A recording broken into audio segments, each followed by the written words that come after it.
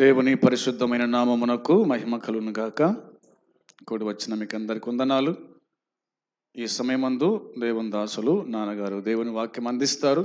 శ్రద్ధగా మనం ఆలకించి మన జీవితాలకు అన్వయించుకుందాం.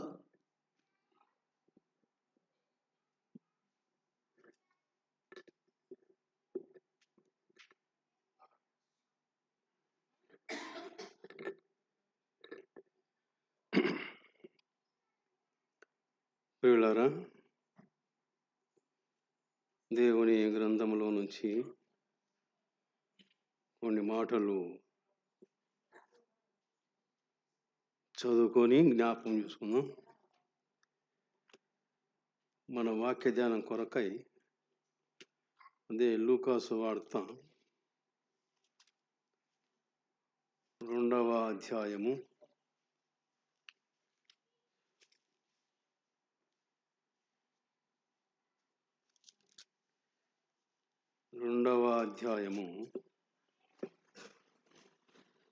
8 నుంచి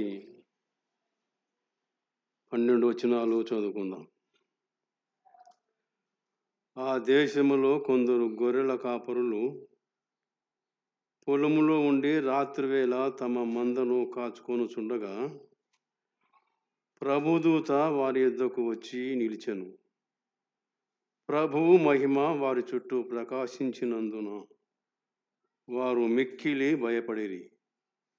అయితే ఆ దూత భయపడకుడి, ఇదిగో ప్రజలందరికీ కలగబోవు మహా సంతోషకరమైన శుభవార్తమానము నేను మీకు తెలియజేయుచున్నాను. దావీదు పట్టణమందు నేడు రక్షకుడు మీ కొరకు పుట్టి ఉన్నాడు. ఈయన ప్రభు అయిన క్రీస్తు. ప్రేమ కలిగిన మా తండ్రి, నీ పరిశుద్ధమైన ఘనమైన నామమునకు ఈ మధ్యాహ్న వేళ స్తోత్రములు చెల్లిస్తూ ఉన్నాం. మమ్మల్ని అందరినీ ప్రేమించి 2024 సంవత్సరము డిసెంబర్ నెల 25వ తారీఖు వరకు నీ చల్లని రెక్కల కింద భద్రపరిచి కాపాడినందుకై నీకు స్తోత్రము చెల్లిస్తూ ఉన్నాం. ఇటువంటి దినమును ఇటువంటి సమయమును చూడలేక ప్రభువా, ఎంతోమంది ఈ లోకం విడిచి మట్టిలో మన్నైపోయినారు. మమ్మల్ని సజీవులుగా ఉంచినందుకై నీకు స్తోత్రము చెల్లిస్తూ ఉన్నాం. ఈ కుడికెకు మొదటి నుంచి ఇంతవరకు కృప చూపించేందుకై నీకు స్తోత్రములు. నాయనా, వచ్చిన మా ప్రియులందరినీ దీవించి ఆశీర్వదించండి. కొద్ది నిమిషాలు నీ వాక్యాన్ని మేము కూడా విని మేము కూడా ఆశీర్వాదం పొందే భాగ్యం దయచేయమని మేము ప్రార్థన చేస్తున్నాం. మరి ఇక్కడ నిలిచి పనిచేస్తున్న నీ దాసుని కూడా దీవించి ఆశీర్వదించండి. ఇక్కడున్న స్థానిక సంఘములో ఉన్న వారిని అందరినీ కూడా, వారి కుటుంబాలను, వారి పిల్లలను, వారి గృహాలను కూడాను ఆశీర్వదించమని ప్రార్థన చేస్తున్నాం. ఈ సమయంలో నీ పక్షాన ప్రభువా నేను నిలబడి మాట్లాడుతుండగా నన్ను ఖాళీ చేయండి. నీ ఆత్మతో నింపి నీవే నాకు మా అందరికీ కావాల్సిన మాటలు ఈ మధ్యాహ్న వేళ వినిపించమని సహాయం చేయమని, సాతాను శక్తులను దూరపరచమని, అన్ని విషయములు నీకే మహిమ ఘనత ప్రభావములు ఆరోపించుకోవాలనని మా ప్రియ ప్రభు రక్షకుడు యేసుక్రీస్తు పరిశుద్ధ నామమున ప్రార్థన చేసి అడిగి వేడుకుంటున్నాము తండ్రి, ఆమేన్. ప్రియమైన సహోదరి సహోదరులారా, దేవుని గ్రంథములో నుంచి మనము చదువుకున్న వాక్య భాగము, దావీదు పట్టణమందు నేడు రక్షకుడు మీ కొరకు పుట్టి ఉన్నాడు. రక్షకుడు నేడు అంటే ఈరోజు. ఎవరి కొరకు పుట్టాడంట? నేడు రక్షకుడు ఎవరి కొరకు పుట్టాడు? చెప్పండి, మీ కొరకు. చెప్పండి కొన్ని మాటలు. మీ కొరకు పుట్టాడు ఆయన. మీ కొరకే కాదు, నా కొరకు కూడా పుట్టాడు ఆయన. మనందరి కొరకు ఆయన మనందరి కొరకు పుట్టాడు.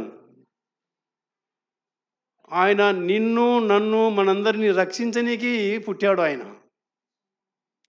ఆయన యేసు క్రీస్తు. క్రీస్తు అనగా రక్షకుడు, రక్షించేవాడు. అందును బట్టి పురులారా, ప్రభు అయిన యేసు క్రీస్తు వారు మన అందరి కొరకు 2023 సంవత్సరం క్రితమే ప్రభు మనందరి కొరకు ఎక్కడ పుట్టాడంట చెప్తారా? ఎక్కడ పుట్టాడంట? దావీదు పట్టణం మందు. నేడు రక్షకుడు మీ కొరకు పుట్టి ఉన్నాడు అని మనము చదువుకున్నాం. ఆయన వచ్చింది రక్షించనీకి వచ్చాడు ప్రభు అయిన యేసుక్రీస్తు వారు. ఆయన వచ్చి నీ కొరకు, నా కొరకు, మనందరి కొరకు, మన పాపము నిమిత్తమై ఆయన కల్వరిశిలలో ప్రాణం పెట్టి మనను రక్షించాడు. ఈ రక్షణ ఎవరిది? ఈ రక్షణ ఎవరిది అని మనం ఆలోచించాలి.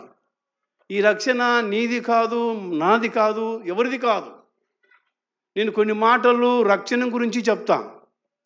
రక్షకుడు మన కొరకు పుట్టినాడు. ఈ రక్షణ ఎవరిది, ఎవరికి వస్తుంది అనే సంగతులు కొన్ని మాటలు నేను ఈ మధ్యాహ్న వేళ జ్ఞాపకం చేస్తా.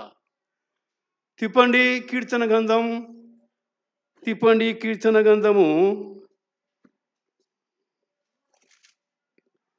కీర్తన గ్రంథము 3వ అధ్యాయము 8వ వచనం చదువుతారా? కీర్తన గ్రంథం 3వ అధ్యాయము 8వ వచనం. ఇది రక్షణ ఎవరిదంట చెప్పండి? యెహోవాది రక్షణ. నేడు మీ కొరకు రక్షకుడు పుట్టి ఉన్నాడు. ఈ రక్షణ ఎవరిది అని అంటే, ఈ రక్షణ యెహోవాది.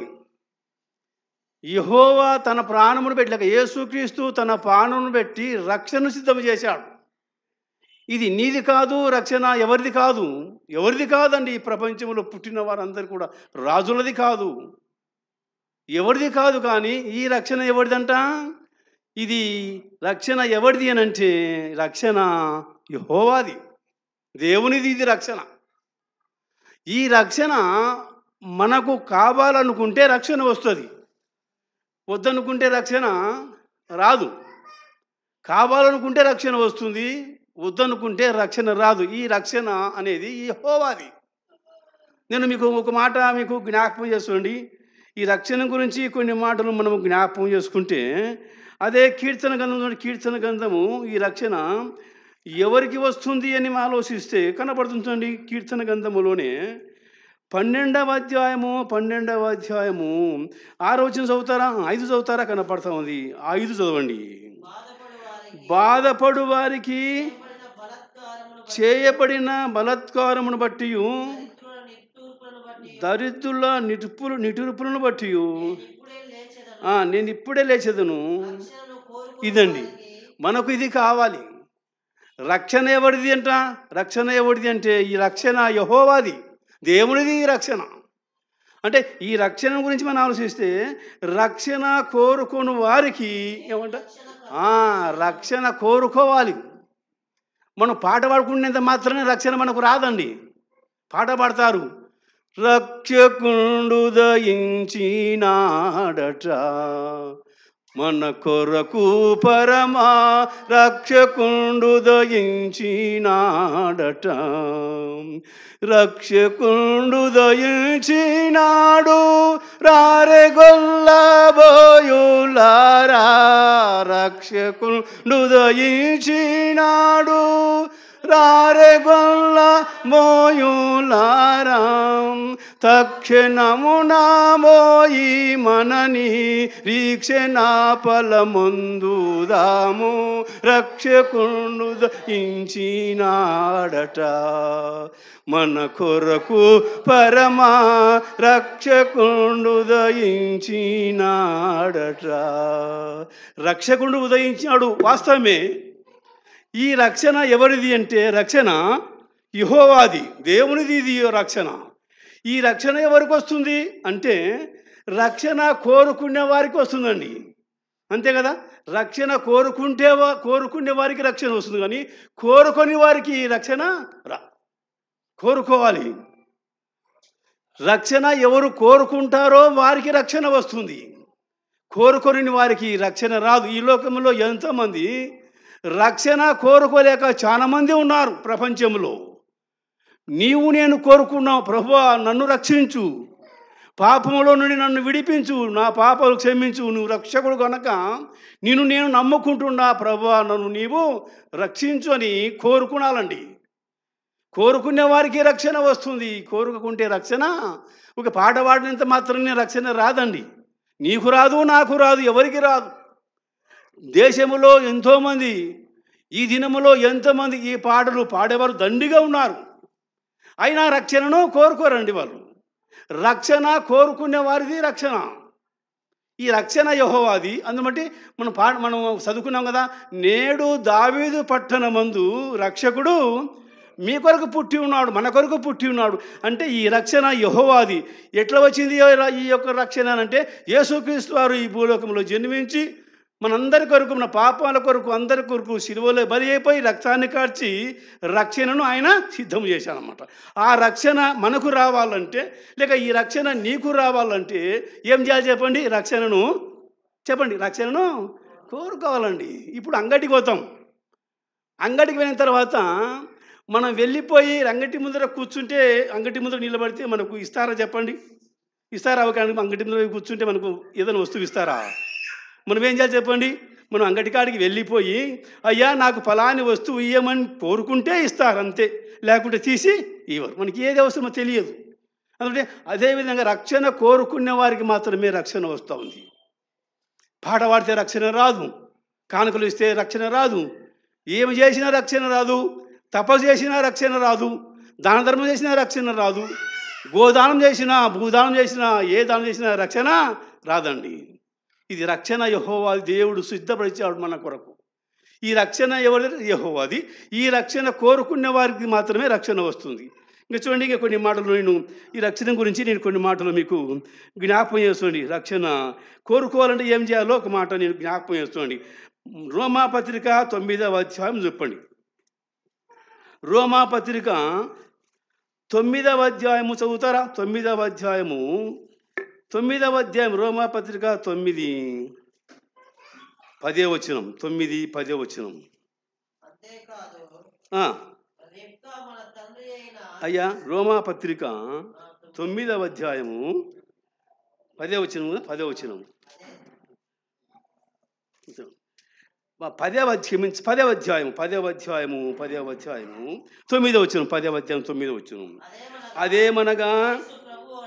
అదేమనగా యేసు ప్రభువని నీ నోటితో ఒప్పుకుంటే దేవుడు మృతులలో నుండి ఆయన లేపనిది నీ హృదయమందు విశ్వసించిన ఎడల, ఇదండి. అదేమనగా ఏంటంటే, అదేమనగా యేసు ప్రభువని నీ నోటితో ఒప్పుకొని దేవుడు మృతులలో నుండి ఆయన లేపినని నీ హృదయమందు విశ్వసించిన ఎడల నీకేం వస్తుంది చెప్పండి? రక్షణ వస్తుంది. నీ హృదయంలో విశ్వసించాలి, యేసు ప్రభువారిని నమ్మాలి. ఆయన యేసుక్రీస్తు వారు చనిపోయి సమాధి చేయబడి 3వ దినం తిరిగి మృత్యుంజయుడై లేచి పరలోకానికి ఆరోహణమై వెళ్ళిపోయాడని యేసుక్రీస్తు విశ్వాసం ఉంచితే, నుడితో ఒప్పుకుంటే వస్తుందండి. అందుబట్టి ఇక్కడ ఏం కనబడుతుందని ఆలోచిస్తే, విశ్వసించిన నీవు రక్షించబడదువు. 10వ వచనం. ఏలైనగా నీతి కలుగునట్లు మనుషుడు హృదయములో విశ్వసించును, రక్షణ కలుగునట్లు. చెప్తారా? రక్షణ కలుగునట్లు నోటితో ఒప్పుకోవాలి, ఊకే రాదు. నువ్వు కోరుకోవాలి. రెండవది విశ్వసించాలి, నోటితో ఒప్పుకోవాలి. అట్లయితే వస్తుంది రక్షణ, ఊకే రాదు రక్షణ. యేసు ప్రభు నా రక్షకుడని నీవు నోటితో ఒప్పుకోవాలి. ఇంకేం కనపడుతుంది? నీవు విశ్వసించాలి. ఆ తర్వాత ఏం కనపడుతుందంటే, ఇక్కడ విశ్వసించాలని కనపడుతూ ఉంది. ఏలైనగా నీతి కలుగునట్లు మనుషుడు హృదయంలో విశ్వసించును, రక్షణ కలుగునట్లు నోటితో ఒప్పుకొనును అని వ్రాయబడింది. పిల్లరా, నోటితో ఒప్పుకునాలి. యేసు ప్రభువా, ఏమని ఒప్పుకోవాలి? యేసు ప్రభువా, నేను పాపిని, నా కొరకే ఈ లోకములో పుట్టావు, నా పాపం కొరకే నీవు చనిపోయావు, సిలువకు అప్పగించుకున్నావు, నా పాపం కొరకే సిలువలో రక్తాన్ని కార్చావు, నా కొరకే భూమికి ఆకాశానికి మధ్యన వేలాడదీయబడినావు, నా కొరకే చేతుల్లో శీలలు, తలపైన ముళ్ళ కిరీటము, నా కొరకే కాళ్ళ మేకు, నా కొరకే పక్కన పల్లె పెట్టు, ఇవన్నీ కూడా నిలువెల్లాగేలు పొంది రక్తాన్ని కాల్చి ప్రభువా నాకు రక్షణ భాగ్యాన్ని సిద్ధం చేసావు, ఆ రక్షణను నేను కోరుకుంటా. కోరుకునే వాళ్ళకండి ఒక మాట మీకు జ్ఞాపకం చేస్తుంది. ఈ కోరుకునే సంగతి గురించి ఒక మాట మీకు జ్ఞాపకం చేస్తుంది. మత్తయి సువార్త చూడండి, మత్తయి సువార్త 14వ అధ్యాయం చూస్తారా? మత్తయి సువార్త 14వ అధ్యాయం తిప్పండి. మత్తయి సువార్త 14వ అధ్యాయంలో ఒక మాట వ్రాయబడింది చూడండి. 14వ అధ్యాయము 14వ అధ్యాయం 28-29 చూడండి, కనపడుతుంది. 28-29. పేతురు, ప్రభువా నీవే అయితే నీళ్ళ మీద నడిచి నీ యొద్దకు వచ్చుటకు నాకు సెలవిమ్మని ఆయనతో నేను. ఆయన రమ్మనగానే పేతురు దోణి దిగి యేసునద్దకు వెళ్ళటకు నీళ్ళ మీద నడిచెను. కానీ ఆ గాలిని చూచి భయపడి మునిపోసాగి, ఇప్పుడు అన్నాడండి, మునిగిపోతా ఉన్నాడు. యేసుక్రీస్తు వారు నీళ్ళ మీద నడుస్తూ ఉంటే పేతురు కూడా అడిగాడు, ప్రభువా నీవే అయితే నేను కూడా నీళ్ళ మీద నడిచి వస్తా, నువ్వు సెలవేయమంటే రమ్మన్నాడు ప్రభు. అప్పుడు పేతురు దిగి సముద్రం నడుస్తూ ఉంటే గాలిని చూసి భయపడాడు. భయపడి ఏమేనాడంటావనంటే గాలిని చూసి భయపడి మునిగిపోసాగినప్పుడు అప్పుడు పేతురు ఏమన్నాడు చెప్పండి? అదండి, ఒప్పుకున్నాడు ఆయన, ప్రభువా నన్ను రక్షించు అన్నాడండి. రక్షించు అన్నాడండి పేతురు కూడా. ఆయన కానీ రక్షించు అని అనకపోతే నీళ్ళులా మునిగేటువంటి వాడే. ప్రభువా నువ్వు నన్ను రక్షించు అని అడిగినప్పుడే ప్రభు పేతురును మునిగిపోకుండా నీళ్ళ నుంచి పైకి తీశాడండి. ఇది రక్షణ. అడగాలండి రక్షణ, అడుగుతూనే వచ్చేది నీకు రక్షణ, అడగకుంటే రక్షణ రాదు. రక్షణ దేవునిది, యెహోవాది. ఆ రక్షణ కోరుకునే వారికి రక్షణ వస్తుంది, కోరుకోకపోతే రక్షణ రాదు. ఈ రక్షణ నువ్వు పొందుకోవాలంటే నుడితో ఒప్పుకోవాలి, ప్రభుని విశ్వాసం ఉంచాలి. ప్రభుని విశ్వాసం ఉంచి ఆయన సన్నిధిలో ఒప్పుకుంటే అప్పుడు రక్షణ వస్తుంది. ఇప్పుడు పేతురు కూడా అదే చేశాడు. నీళ్ళలో మునిగిపోతూ ఉంటే పేతురు ఏమన్నాడు ప్రభువునంటే, ప్రభువా నన్ను రక్షించు అన్నాడండి. రక్షించు అన్నాడు కాబట్టి రక్షించాడు పేతురును కూడా అని వాక్యం రాయింది. అందుబట్టి ఇప్పుడు ఈ విధంగా రక్షణ గురించి అనేక సంగతులు వ్రాయబడినాయి బైబిల్లో. దావీదు పట్టణమందు నేడు రక్షకుడు మీ కొరకు పుట్టి ఉన్నాడు. రక్షకుడు అండి ఆయన. ఈ రక్షణ ఎవరిది కాదు, ఎవరిది కాదు ఈ రక్షణ. రక్షణ యెహోవాది. రక్షణను కోరుకునే వారికి రక్షణ. కోరుకోవాలంటే ఏం చేయాలి? నుడితో ఒప్పుకోవాలి. నుడితో ఒప్పుకుంటే అప్పుడు రక్షణ నీకు వస్తూ ఉంది. ఈ చదవబడిన వాక్యం కనపడుతూ ఉంది. ఈ పేతురు నీళ్ళలో మునిగిపోతూ ఉంటే, గాలికి భయపడి మునిగిపోతూ ఉంటే ప్రభువుని అడిగాడు, ప్రభువా నన్ను చెప్పండి, ప్రభువా నన్ను రక్షించు అన్నాడండి. రక్షించన్నాడు కాబట్టి రక్షించాడు ఆయన రక్షించే దేవుడు. అందుని బట్టి ఈ రక్షణ కోరుకోవాలని కనపడుతూ ఉంది. ఇంకా చూడండి, కొన్ని మాటలు మీకు నేను జ్ఞాపకం చేస్తుంది. మనం ఆలోచిస్తే అపోస్తుల కార్యముల గ్రంథం ఎట్లా వస్తుంది ఈ రక్షణ అని ఆలోచిస్తే, ఏం చేయాలనే సంగతి ఆలోచిస్తే, అపోస్తుల కార్యముల గ్రంథం 16వ అధ్యాయము 30 చూడండి. అపోస్తుల కార్యముల గ్రంథం 16వ అధ్యాయము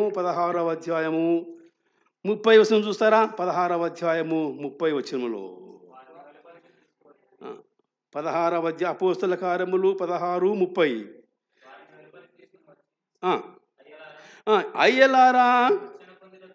అయ్యలారా రక్షణ పొందుటకు నేనేమి చేయవలన నేను? అందుకు వారు ప్రభువైన యేసునందు విశ్వాసముంచు, అప్పుడు నీవును నీ ఇంటి వారును రక్షణ పొందుదురని చెప్పాను అని. ఇక్కడ కనపడతామంటే ఈ పౌలును శీలను శిరసాలలో వేశారండి. శిరసాలలో వేసి రాత్రి బంధించారు.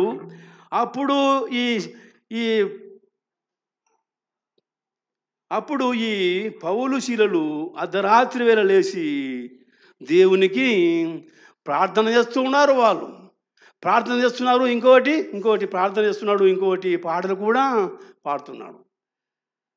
ఆ సందర్భంలో మనం చూసినప్పుడు చెరసాలన్న వాదన కూడా తెలుసుకొని ఉన్నాయి. అందరూ పారిపోయారనుకుని చెరసాల అధిపతి కావలిన వ్యక్తి కత్తి తీసుకొని పోసుకుపోయాడు. అన్నాడు, మేము ఎక్కడ పోలేదయ్యా, అందరం ఇక్కడనే ఉన్నామన్నారు అన్నమాట వారు.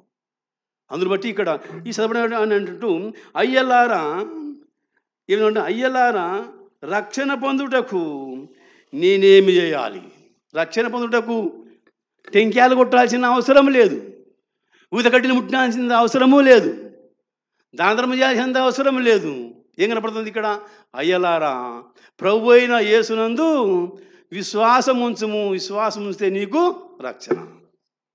విశ్వాసం ఉంచాలండి, విశ్వాసం ఉంచితేనే రక్షణ వస్తుంది, ఊకే రాదు రక్షణ. అయ్యలారా మేము రక్షణ పొందడం మేమేమి చేయాలని వారిని అడిగినప్పుడు వాళ్ళు ఏమన్నారని ఆలోచిస్తే చూడండి, ఏమన్నారంటే, వారు ప్రభు అయిన యేసునందు విశ్వాసం ఉంచుము, అప్పుడు నీవును నీ ఇంటి వారందరూ కూడా రక్షణ పొందుతారండి. అమ్మా అర్థమవుతుందా? తలకాయ నాలుగేసుకుని కొనుక్కున్నారా? అర్థం చేసుకోండి. రక్షణ ఎవరిది చెప్పండి? రక్షణ ఎవరిది? యెహోవాది. ఈ రక్షణ ఎట్లా వస్తుంది? కోరుకుంటే వస్తుంది. రక్షణ కోరుకుంటే వస్తుంది. ఏమని కోరుకోవాలి? నీ నోటితో ఒప్పుకోవాలి, ఆయన విశ్వాసం ఉంచాలి. ఇక్కడ ఇది అదే మనకు కనపడుతుంది. ప్రభు అయిన యేసునందు విశ్వాసం ఉంచండి, విశ్వాసం ఉంచితే అప్పుడు రక్షణ వస్తుంది. రక్షణ రావాలంటే విశ్వాసం ఉంచాలి. ఈ రక్షించబడిన వారు ఈ శ్వాసము ఈ రక్షణ కావాలనుకునే వారికి, కోరుకునే వారికి రక్షణ వస్తుంది. అయితే మీరు కొంతమంది అడిగారు, కొంతమంది అడగకుండా ఉండవచ్చు, కొంతమంది రక్షించబడి ఉండవచ్చు, కొంతమంది పాపాలు ఒప్పుకోకుండా ఉండి ఉండవచ్చు. మీరు ప్రభు అని నమ్మకపోతే, మీరు రక్షణను కోరుకోకపోతే మీరు ఎక్కడికి వెళుతారండి? ఆలోచిస్తే పాతాళానికి వెళుతారని వాక్యం రాయబడింది. మీరు కోరుకోనండి. ఈ లోకంలో మనం ఏదో ఒకరోజు ఎప్పుడోసారి ఈ లోకం విడిచి వెళ్ళిపోవాల్సిందే. అందుబట్టి వెళ్ళిపోక మునిపే మీరు రక్షణను కోరుకోనండి, రక్షణ పొందండి, ప్రభువుని విశ్వాసం ఉంచండి, పరలోక రాజ్యంలో మీకు చేరని ప్రేమతో మీకు మనం చేస్తున్నాం. నిజండి కొన్ని మాటలు నేను మీకు జ్ఞాపకం చేస్తున్నాండి. ఇంకో మాట ఆలోచిస్తే ప్రభు అనే మాట మనం చదువుకున్న వాక్య భాగం చూడండి. యెషయా వ్రాసిన గ్రంథము చూడండి 43వ అధ్యాయము. రక్షకుడు ఎవరు అని ఆలోచిస్తే యెషయా వ్రాసిన గ్రంథము 43వ అధ్యాయము 11వ వచనం.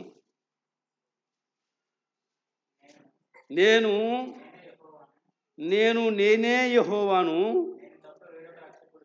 నేను తప్ప వేరొక రక్షకుడు లేడు, నేనే అన్నాడండి. ఎవరు రక్షకుడు? ఎవరు రక్షించేవాడు? పాపం నుండి రక్షించేవాడు యేసుక్రీస్తే, పాతాళం నుండి తప్పించేవాడు యేసుక్రీస్తే, నిన్ను పరలోకానికి చేర్చేది కూడా యేసుక్రీస్తే. నేనే రక్షకుడను ఏమన్నాడు అంటే అక్కడ చెప్పండి అన్నమాట. 43వ అధ్యాయంలో ఏమన్నాడు అక్కడ మనం ఆలోచిస్తే, నేనే రక్షకుడను అన్నాడు. ఇంకేమన్నాడు అక్కడ? నేనే రక్షకుడను. చదవయ్యా, నేనే రక్షకుడను. 43:11 ఏమని రాయబడిందంటే, నేనే యెహోవాను, నేను తప్ప వేరొక రక్షకుడు లేడు, ప్రకటించువాడును నేనే. రెండు ఆయన చెప్పేవాడు ఆయనే, రక్షించేవాడు ఆయనేనండి. ఆయన రక్షణ కోరుకుంటే ఆయన తప్ప ఎవరు కూడా రక్షించేవాళ్ళు లేరు. మన సహోదరు మీ సేవకుడు చెప్పాడు కదా, అపోస్తుల కార్యముల గ్రంథం 4వ అధ్యాయము 12వ వచనంలో ఏ నామమున రక్షణ లేదు, ఈ నామమునే రక్షణ, ఏ నామమున రక్షణ లేదనండి. ఏ నామమున? యేసుక్రీస్తు వారి నామమునే రక్షణ. పైనున్న ఆకాశమందున, క్రిందున్న భూలోకమందున లేదు రక్షణ, ఏ నామమున లేదు పాప విమోచనం, లేదు పాప విమోచన. పైనున్న ఆకాశమందున ఏ నామమున రక్షణ లేదు. ఏ నామమున రక్షణ చెప్పండి? ఏ నామమున? యేసుక్రీస్తు వారి నామమునే రక్షణ.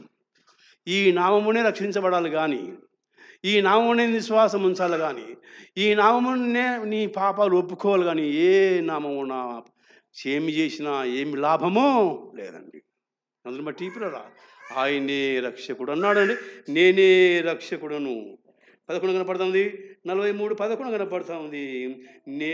నేనే దేవుడు యెహోవాను, నేను తప్ప వేరొక రక్షకుడు లేడు. ప్రకటించువాడును నేనే, రక్షించువాడును నేనే. చెప్పేది ఆయన్నే, రక్షించేవాడు కూడా ఆయనే అని మనకు ఇక్కడ వ్రాయబడింది. చూడండి ఇంకో మాట, చూడండి ఇంకో మాటకు నేను జ్ఞాపకం చేస్తుండండి. ఏమని ఆలోచిస్తే యెషయా గ్రంథము 45వ అధ్యాయం తిప్పండి. 45వ అధ్యాయము 45వ అధ్యాయము 17 చూస్తారా కనపడుతుంది, 17 చూస్తారా కనపడుతూ ఉంటుంది. 17 ఏం కనపడుతుంది? 17లో క్షమించండి, 22వ వచనం. 45 22వ వచనం. 45 యెషయా గ్రంథము 45 22 కనపడుతుంది. బూదిగంత నివాసులారా,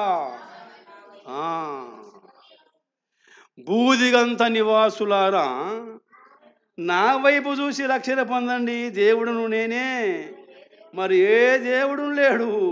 ఇక్కడ బూదిగంత నివాసులారా, భూమి మీద ఉన్న వారందరూ నా వైపు చూడండి. ఎవరి వైపు చూడాలి చెప్పండి? నీకు రక్షణ కావాలంటే ఎవరి వైపు చూడాలి? యేసుక్రీస్తు వారి వైపు చూడాలండి. ఆయన వైపు ఏముంది అంటే, ఆయన నీ కొరకు నా కొరకు సిలువలో చేతులతో వచ్చాడు. ఆయన నీ కొరకు నా కొరకు ముఖం మీద ఉమ్మి వేయించుకున్నాడు. ఆయన నీ కొరకు నా కొరకు గడ్డ పెనుకని పెరిగించుకున్నాడు. ఆయన మనందరి కొరకు, నీ కొరకు నా కొరకు తలపైన ముళ్ళ కిరీటం పెట్టించుకున్నాడు. యెరూషలేము వీధిలో వీడబడ్డాడు. ఆయన పాలన స్థలానికి వెళ్ళి పోసుకుంటూ మన పాప భారాన్ని శిలువలో చేతులు దాచాడు. చేతులలో శీలలు, కాళ్ళలో మేకు, ప్రక్కన బల్లేపోటు, నిలువెల్ల గాయాలు పొంది రక్తమంతా కార్చి ప్రభు మనకు ఏం చేశాడంటే, ప్రభు మనకు రక్షణను సిద్ధం చేశాడండి. ఆ రక్షణ కోరుకోవాలను, కోరుకుంటేనే రక్షణ. మనందరూ రక్షణ సిద్ధం చేశాడు ఆయన. అందుని బట్టి ఇక్కడ సర్వవాక్యం కనబడుతుంది. బూదిగంత నివాసులారా, నా వైపు చూడండి. నా వైపు చూడండి. నా వైపు చూస్తేనే మీకు రక్షణ. నా వైపు చూడకపోతే మీకు రక్షణ లేదు. ఈ రక్షణ అనేది దేవుడు సిద్ధం చేశాడు మనందరి కొరకు. ఈ రక్షణగాన ఆయన సిద్ధం చేయకపోతే, ఈ రక్షణ ఆయన శిలువ మరణం పొందకపోతే మనకు రక్షణ లేదు. రక్షణ లేదు, పాప క్షమాపణ లేదు. చెప్పాలంటే ఆయన వచ్చుట వలన, ఈ భూలోకములో పుట్టుట వలన, ఆయన 33 సంవత్సరములు జీవించి మనందరి కొరకు సిలువలో తన ప్రాణమును పెట్టినట్టు కనపడతా ఉంది. ఇక చూడండి, ఒక మాట నేను జ్ఞాపకం చేస్తాను. అదే యెషయా రాసిన గ్రంథంలోనే ఇంకో మాట నేను జ్ఞాపకం చేస్తుంది. యెషయా రాసిన గ్రంథం 35వ అధ్యాయం. యెషయా రాసిన గ్రంథం 35వ అధ్యాయంలో ఇంకో మాట నేను జ్ఞాపకం చేస్తుంది. 35వ అధ్యాయము చూడండి. 35వ అధ్యాయము వచనము 4 చూస్తారా కనపడుతుంది. 4 చదవండి, కనపడుతుంది. 4 యెషయా రాసిన గ్రంథం 35వ అధ్యాయము 4 చూడండి. 4 చదవండి, కనపడుతుంది. 4 తత్తరిల్లు హృదయములతో ఇతనుడి, భయపడక ధైర్యంగా ఉండండి. 10 దండన చేయుటకై మీ దేవుడు వచ్చుచున్నాడు. 10 దండనను దేవుడు చేయదగిన ప్రతికారమును ఆయనే చేయును. ఇది ఇప్పుడు కావాలి మనకి. ఇది ఆయనే వచ్చి, ఎవరు రావాలి? ఈ రక్షణ కలిగించాలంటే ఎవరు రావాలి? ఆయనే రావాలి. ఎక్కడి నుంచి రావాలి చెప్పాలి? ఇక్కడ నుంచి రావాలి. ఆయన పరలోకం నుంచి రావాలి. ఆయనే వచ్చి, మనం మత్తయి సువార్త 1వ అధ్యాయం 21 మనం చదువుకుంటాం కదా. ప్రభు అయిన యేసుక్రీస్తు ఆయన పుట్టుకను గురించి వ్రాయబడింది. ఇదిగో కన్యక గర్భవతి కుమారుని కనును. ఆ మాట చూస్తారా కనపడుతుంది. 1వ అధ్యాయం మత్తయి సువార్త 1వ అధ్యాయం 21లో ఆ మాట కనపడుతుంది. చదువుతారా మాట? చదవండి. ఈ మాట కనపడుతుంది.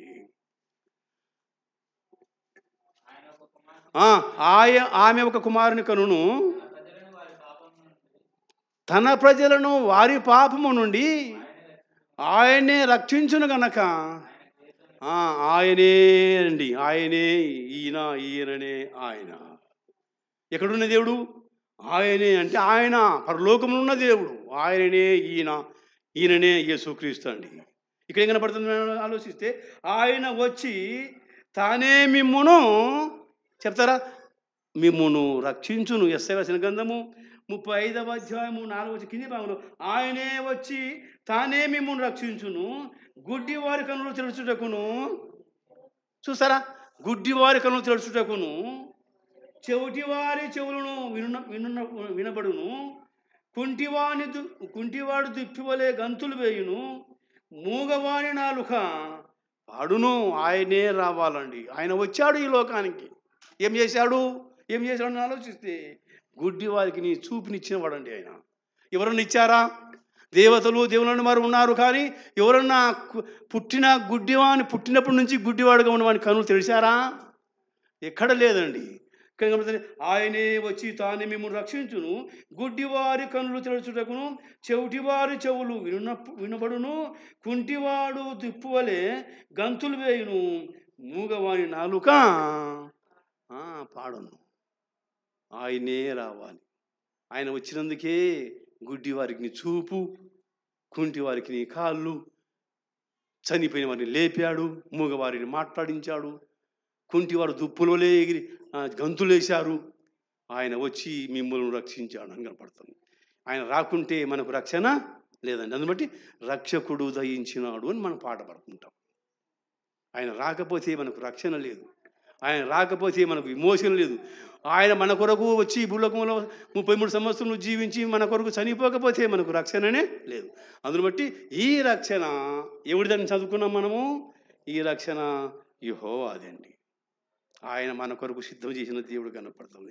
2 మాటలు చెప్పి నేను ముగిస్తా. చూడండి, 2 మాటలు చెప్పి నేను ముగిస్తా.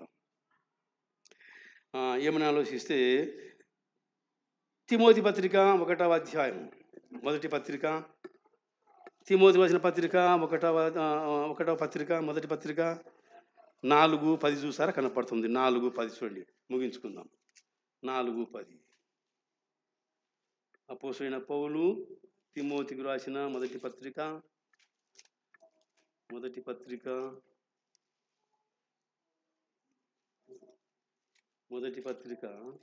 4వ అధ్యాయము అనుకోండి. 4వ అధ్యాయం మొదటి పత్రిక 4వ అధ్యాయము 10 చూస్తారా? కనపడుతుంది. 10 కనపడుతుంది. 10 కనపడుతుంది. చదువుతారా? 10 మనుష్యులందరికీ నీ రక్షకుడును, మరి విశేషముగా విశ్వాసులకు రక్షకుడునైన జీవము గల దేవుని యందు మనము నిరీక్షించున్నాము గనుక ఇందు నిమిత్తము ప్రయాసముతో పాటుపడుచున్నాము. ఇక్కడ ఏం కనపడుతుంది మనం ఆలోచిస్తే? ఎవరికి రక్షకుడు చెప్తారా? ఎవరికి రక్షకుడు? అర్థం కాలే. మనుషులందరికీ రక్షకుడు. ఆయన మనుషులను రక్షించడానికి అందరి కొరకు వచ్చాడు. పాపను రక్షించడానికి క్రీస్తు యేసు లోకంలోకి వచ్చాడు. ఆయన మనుషులందరికీ రక్షకుడే. వాస్తవమే, మనుషులందరికీ రక్షకుడే. అంటే ఈ రక్షణ కోరుకునే వారికి రక్షణ వస్తుంది. అయితే ఇక్కడ ఏమంటే విశేషముగా సపరేట్ అండి. ఎవరికి రక్షకుడు? వాస్తవమే మనుషులందరికీ రక్షకుడే, కానీ ఇక్కడ ఏం కనపడుతుంది? మరి విశేషముగా అని వ్రాయబడింది. సపరేట్. మనుషులకు రక్షకుడు, మరి విశేషముగా ఎవరికి రక్షకుడు అంట చెప్తారా? ఎవరికి రక్షకుడు అంట? విశ్వాసులకు రక్షకుడు అండి. విశ్వాసులకు మాత్రమే రక్షకుడు. ఆయన వచ్చినప్పుడు ఆయన విశ్వాసం ఉంచిన వారికి, ఆయన రక్షణ పొందుకున్న వారికి, ఆయన రక్షణ కోరుకున్న వారికి మాత్రమే రక్షకుడు అండి. అందరికీ రక్షకుడు కాదండి. అందును బట్టి ఆయన విశ్వాసం ఉంచిన వారికి రక్షణ, ఆయన కొరకు జీవించే వారికి రక్షణ, ఆయన కొరకు నిరీక్షణ కలిగి ఉన్న వారికి రక్షణ. అందును బట్టి రక్షణ మనుషులందరికీ సిద్ధం చేశాడు, కానీ రక్షణ కొంతమంది కోరుకోరండి. రక్షణ కోరుకోరు కాబట్టి వారికి రక్షించేవాడు కాదు. రక్షణ కోరుకునేవారు విశ్వాసులు. విశ్వాసులకు యేసుక్రీస్తు రక్షకుడు అండి. అపోస్తల కార్యములు 2వ అధ్యాయము. అపోస్తల కార్యములు 2వ అధ్యాయము. 21 చూడండి. 21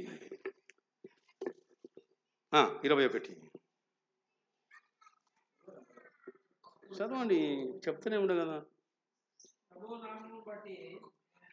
అప్పుడు అని ఉందండి, అప్పుడు అని ఉందండి. ప్రభు అప్పుడు ప్రభు నామమును బట్టి ఉందండి. ప్రభు నామమును బట్టి కాదు, అప్పుడు ప్రభు నామమును బట్టి ప్రార్థన చేయి వారందరూ. అదండి. ఎప్పుడు ఎప్పుడు రక్షించబడతారంటే అప్పుడు. అప్పుడు అంటే ఎప్పుడు? అప్పుడు. ఇప్పుడు ప్రార్థన చేస్తే అప్పుడు రక్షించబడతావు. అది దీని ముఖ్యమైన అంశం. ఇప్పుడు ప్రార్థన చేసుకుంటే అప్పుడు రక్షించబడతావు. ఇప్పుడు నమ్ముకుంటే అప్పుడు రక్షించబడతావు. ఇప్పుడు నమ్ముకుంటే అప్పుడు ఎత్తబడతావు, లేకుంటే విడవబడతావు. అప్పుడు ప్రభు నామమును బట్టి ప్రార్థన చేయి వారందరూ, ఎవరన్నా కానీ, స్త్రీలు కానీ, పురుషులు కానీ, పిల్లలు కానీ, పెద్దలు కానీ, అందరూ ప్రభు నామమును బట్టి ప్రార్థన చేసిన వారిని మాత్రమే వారిని రక్షిస్తాడండి. ఇది విశ్వాసులకు మనుషులందరికీ రక్షకుడు, విశేషముగా విశ్వాసులకు రక్షకుడు. విశ్వాసులు ఏం చేయాలి చెప్పండి? ప్రభునామమున ప్రార్థన చేయాలి. ఊరుకుంటే కాదు, నోరు మూసుకొని ఉంటే కాదు, ఇంటికాడ తిని పనుకుంటే కాదు, తిని ప్రార్థన చేసుకోవాలి. ఆయన విశ్వాసం ఉంచిన మనమందరం కూడా ప్రభునామమున ప్రార్థన చేస్తుంటే అప్పుడు అని వ్రాయబడింది. అంటే ఇప్పుడు ప్రార్థన చేయకపోతే అప్పుడు రక్షణ లేదండి. ఇప్పుడు ప్రార్థన చేసుకుంటూ ఉంటే అప్పుడు ప్రభు వచ్చినప్పుడు నీవు నేను ఎత్తబడతాం. ఇప్పుడు ప్రార్థన చేయకపోతే, ఇప్పుడు ప్రభుని నమ్మకపోతే, ఇప్పుడు ప్రభుని విశ్వాసం ఉంచకపోతే, ఇప్పుడు నీవు కోరకపోతే, ఇప్పుడు నువ్వు ఆయన విశ్వాసం ఉంచకపోతే అప్పుడు ఏమి లాభమో లేదండి. అందును బట్టి ఇప్పుడులారా నమ్ముకోనేమో మీరు కూడా మీరేం చేయాలి చెప్పండి? ఇప్పుడు ప్రభునామమున ప్రార్థన చేయాలి. చేసుకుంటూ ఉండండి. తినివికి మత్సంగా ఉండాకండి. వాక్యాన్ని చదువుకునండి. ఉదయం లేచి తిని మత్సంగా మీ పనులు కలిగి వెళ్ళవాకండి. ఉదయం లేచి ప్రార్థన చేసుకొని వాక్యాన్ని చదువుకొని దినదినము ఆత్మీయతతో ఇలుగుతూ ఉండి ప్రార్థన చేసుకుంటుంటేనే అప్పుడు మీరు రక్షించబడతారు. ప్రభువును మీరు మర్చిపోయారనుకో, 10 మంది కన్యకలలో 5 మంది ఎత్తబడ్డ, 5 మంది పెళ్లి విందులోనికి వెళ్ళిపోయారు, 5 మంది విడిచిపెట్టేవారు. వారిలో ఏం లేదంట, వారిలో ఏం లేదని చెప్పింది వాక్యము. వారిలో నూనె లేదు, దీపం ఆరిపోయింది. ప్రార్థన అంటే నూనె అంటే వాక్యమే. వాక్యము లేదు, ప్రార్థన లేదు, తినడం పనుకోవడం. వచ్చాడు పెళ్లి కుమారుడు వచ్చాడు. అంతకుముందు 10 మంది కన్యకలు కలిసి ఉన్నారు, కానీ ఆయన వచ్చినప్పుడు బయటపడింది వారి బండారం అంతా. 5 మంది లోపలికి వెళ్ళిపోయారు, 5 మంది విడిచిపెట్టబడ్డారు. కారణం ఏమిటంటే వారు సిద్ధపాటుగా లేరు. వారి సిద్ధులలో నూనె లేదు, ప్రార్థన లేదు, వాక్యం లేదు, ఏమి లేదు. తినడము పనుకోవడము. స్వామి దేవుడు అని కడుపు నిండా తినడము. మీరు చెప్తారా? కడుపు నిండా తినడము రాదా మీకు? ఇది రాదా మీకు? కడుపు నిండా తినడము, కంటారు నిద్రపోవడం అనమాట. ఇది మందికి ఎక్కువగా ఉంటారు దీంట్లో, ఈ పనిలో. అట్ట ఉండకండి. ఆయన వచ్చినప్పుడు ఎత్తబడాలంటే ఇప్పుడు ప్రార్థన చేసుకోనండి, అప్పుడు ఎత్తబడతారు.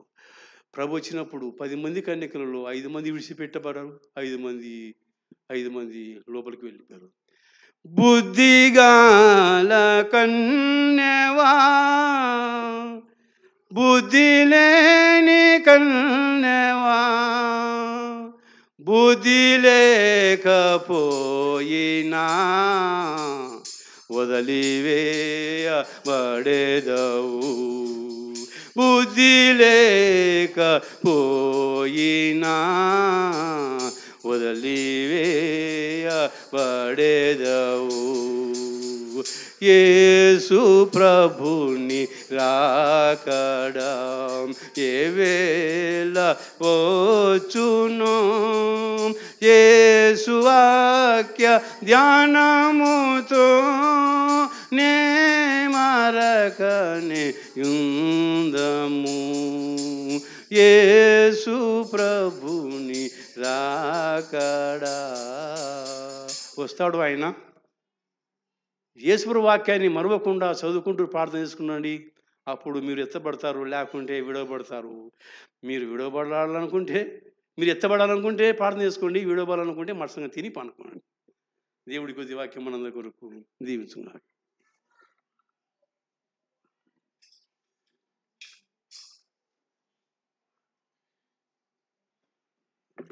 ప్రార్థన చేద్దాం. ప్రేమగల తండ్రి, పరిశుద్ధుడైన దేవ, మీ పాదములకు వందనాలు, స్తోత్రాలు, కృతజ్ఞత స్తుతులు చెల్లిస్తూ ఉన్నాం. మీ దాసుని ద్వారా మాకు అందించిన లేఖన సత్యాలను బట్టి స్తోత్రం. నీవు రక్షకుడవు, మమ్మల్ని రక్షించే దేవుడవు. రక్షణ లేని వారికి రక్షణ దయచేయండి. వాక్యం అందించిన మీ దాసుని దీవించి బలపరచుమని మీకు అప్పగించుకుంటూ యేసుక్రీస్తు నామములో అడుగుతున్నాము తండ్రి,